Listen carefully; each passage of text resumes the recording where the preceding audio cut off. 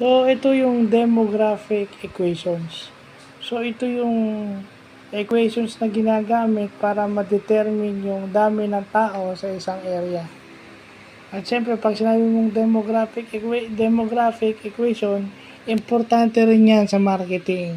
Kasi, syempre, pag tinatarget mo yung area na yun sa negosyo mo, yung mga tao doon ang gusto mong maging customer mo. Whether for a product or for a service. No? So, yun na ibig sabihin nun na mathematical equations o mathematical formula ng increase and decrease ng mga tao sa isang lugar. So, yung population T, yung population at a specific time, yung population T plus 1 is equal to population that time plus natural increase plus net migration. So, mga ganun. May ganun pala. So, pag-aaralan na natin to. But, may mga terms tayo na natutunan dito. Yung immigration is yung pagpasok ng tao. Pagpasok ng isang tao sa isang country o para pagtira doon. Immigration.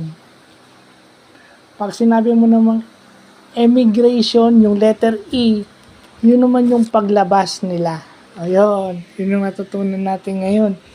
Kasi alam lang natin immigration eh. Immigration kasi yung nagko-control ng mga foreigners, yung papasok dito sa country natin, sa Pilipinas. So yung pala ibig sabihin nun, immigration is papasok, emigration palabas.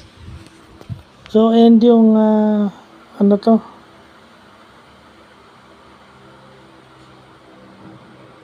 yung natural increase is equal to yung birth at a specific time minus death at natural time. So, yung pala yun.